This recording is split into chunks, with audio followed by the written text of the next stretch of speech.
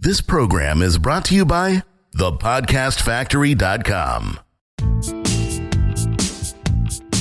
You're listening to the Pretend You're Fired Today podcast.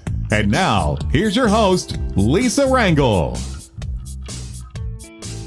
Welcome. Hello. Welcome to the fourth episode of the Pretend You're Fired Today podcast. I am Lisa Rangel, host of the Pretend You're Fired Today podcast and the founder of Chameleon Resumes. We are an executive resume writing and job search consultancy firm that helps executives and rising leaders land their next position faster. And I'm excited to be here with you today, and we're going to show you how to impress hiring managers and stay marketable to your network, which is really the only way to have job security in today's economy and proactively take care of your career. In past episodes, we talked about the only way to truly protect yourself from job loss is to pretend you're fired today and make a list of activities that you would do to find your next job and then doing it while you're working.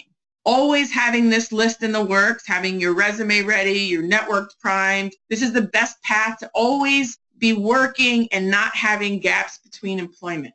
As we said in episode 1, the first thing on that list is dusting off that resume and getting it up to speed. The last 2 episodes, we looked at how to format the document according to today's trends and how to find the right keywords to put into your resume so you can catch the attention of recruiters and hiring managers. And today, we're going to show you how to write an achievement-based resume so you can outshine your competition and always be the candidate that gets the interview call or just that exploratory meeting, even if you're not actively looking. Whether this is an exploratory interview or an interview for a job opening, writing an achievement-based resume will always pique the interest of hiring managers and put you ahead of other candidates. Hiring managers want top talent. Writing an achievement-based resume helps you convey that. So let's get to this. Here's a pill that may be tough to swallow. Most people have task-driven resumes or resumes that focus on areas of responsibility, but they don't tell a reader how well you've done at that particular task or how well you did in overseeing that area of responsibility. These bland resumes that are written very generically, they look like job descriptions with somebody's name up top. They're buzzkill resumes, and they tend to showcase basic job duties or, again, areas of responsibility. And as a result, when recruiters read these dull resumes, they think they're dealing with somebody who can really only do the basics. They just say what they do. They don't convey with enthusiasm how well they did it. Achievement-based resumes, on the other hand, help you stand out from the crowd because they give concrete examples of what you can do on the job and how well you did it. When you can set yourself apart by how well you did something, that's what makes it different. Achievements are those things that make lasting impacts on companies or a particular client that you've worked for. So we're going to go through some tips on how to write an achievement-based document so this way you can outshine the crowd. The first thing you want to do is embrace the use of verbs. Oftentimes people fail to use specific verbs in a resume. They start with duties included or responsibility for, and you don't want to do that. You want to start a bullet on a resume with a verb.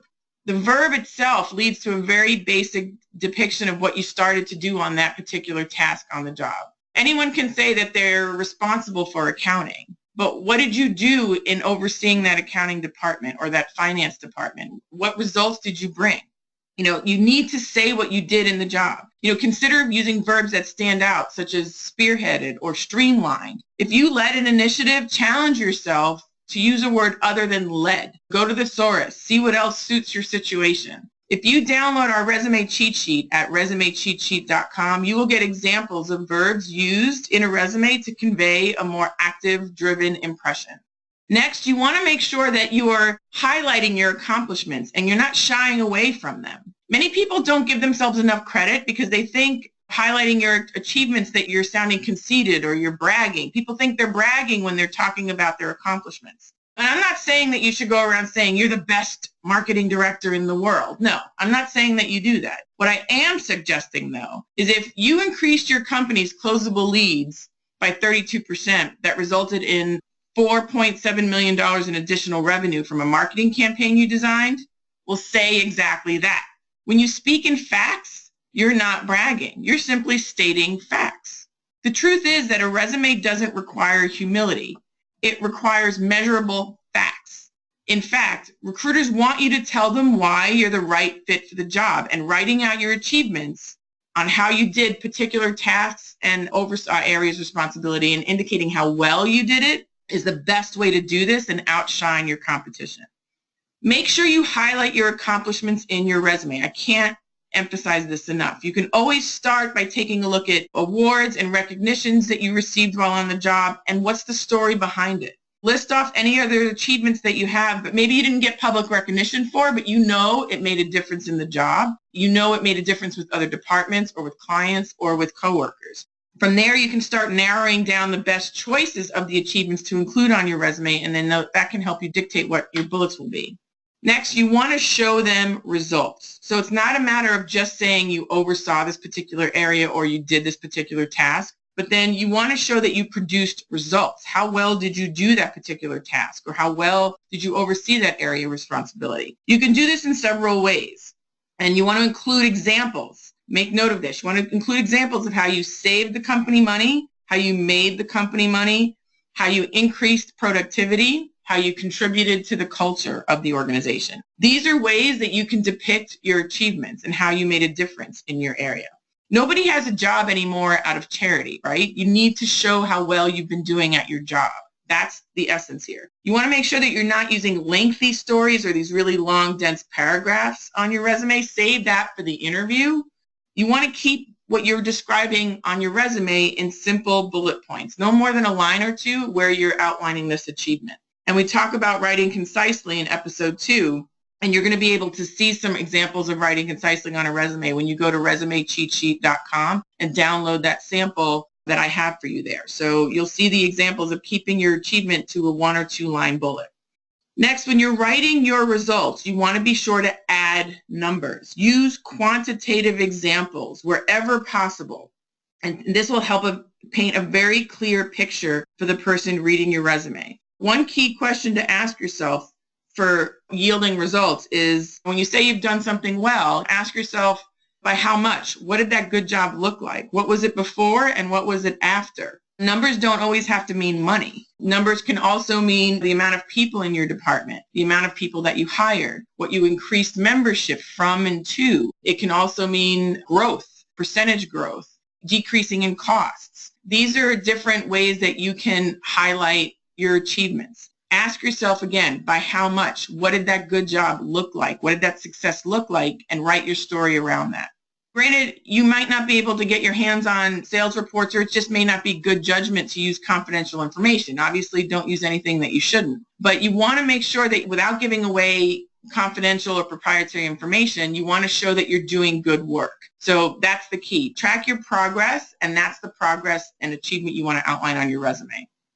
Next, another idea that recruiters are always looking out for self-starters. So highlight things that you initiated voluntarily. Don't only assume that you need to include what you were told or mandated to do as part of your job. After all, once you get to a certain level, people want to see that you don't need to be micromanaged. You don't need to be told what to do. Obviously, in a leadership role, you need to demonstrate what you've initiated voluntarily. And that's what you want to highlight are the projects that you initiated yourself that made a difference. Did you get new business on your own? Did you volunteer to put the company's goodwill initiatives together? Are you mentoring other employees that have led to their promotions and you did it not being mandated to do it as part of a company leadership program? These are all great examples of how you set to achieve things on your own and bring people with you in your upward movement. That's motivation, that's leadership, and that's what you want to demonstrate. Writing an achievement-based document is a great way to highlight why you're a great fit for the organization that you're applying to as well. Highlighting your successes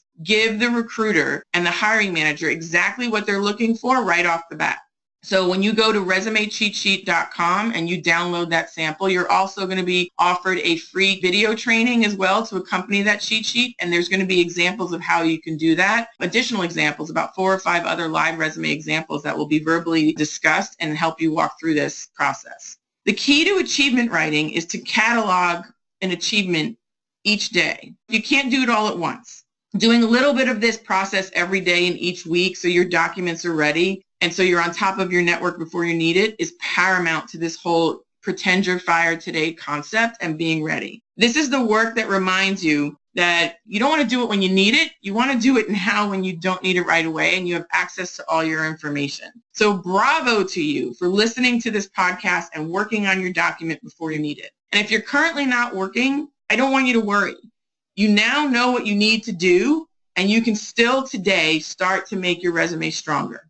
So let's take action on today's episode. Download resumecheatsheet.com and start comparing your resume to the sample that I have for you that you're going to download at resumecheatsheet.com. What do you have that's similar from the sample to your resume? What do you notice that's missing? If you haven't already, download the cheat sheet, have that ready for the next episode. And this is where on the next one, I'm going to show you how to structure your resume for writing a targeted document for specific niches, such as IT, for marketing, and for finance. And that's what we're going to start to focus on the next episode. The next few episodes, we're going to go through a list of tactics and activities that you can do now as if you were let go today. So you're going to want to stay tuned and join us for the next one. And this way, you'll always be ready for whatever the world brings your way.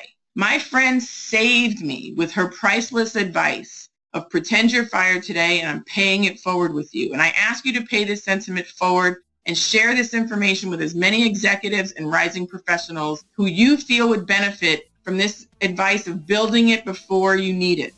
To get a jump again on the first item of the Pretend You're Fired Today activity list, which is get your resume ready, go to resumecheatsheet.com and download that free sample so you can compare your resume and start to write your resume in an updated capacity. So we're going to tackle the next step on tailoring your resume for an executive role in the next episode. Thanks so much for joining me today. See you next time.